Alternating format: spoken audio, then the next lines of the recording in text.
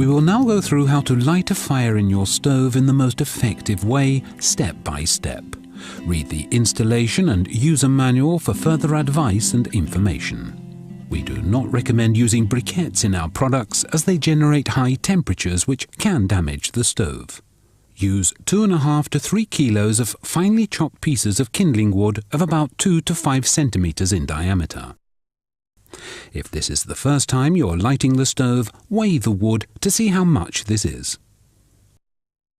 Using too little or too thick wood when lighting may result in not achieving the correct operating temperature in the stove. This results in poor combustion with heavy soot buildup, and the fire may go out. Ensure that the primary air damper is fully open, that is, to the right.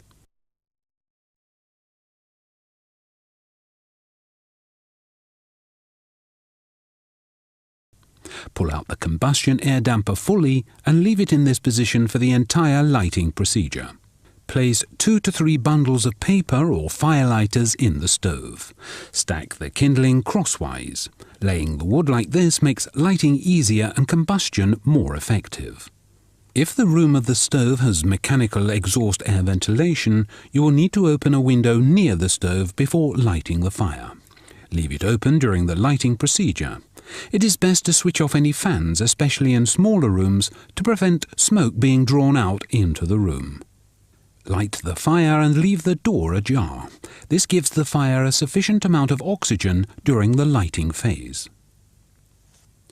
It is important that the fire catches properly before the door is closed. All the wood in the stove must catch and burn fully before the door is closed.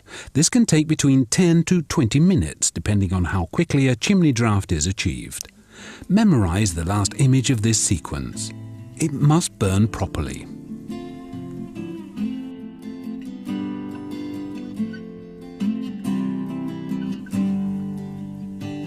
Check that the primary air damper is fully open, that is, to the right, and then close the combustion air damper by pushing it in fully. You can now close the door.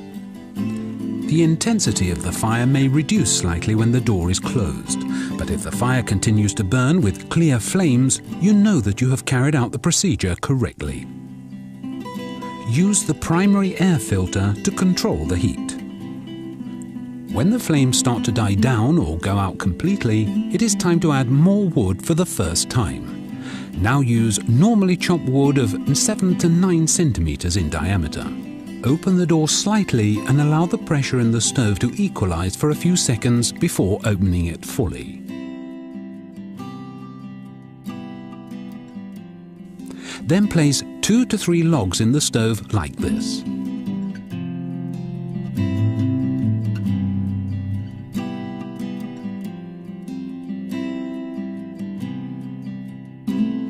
Leave the door ajar and allow the fire to catch before closing completely.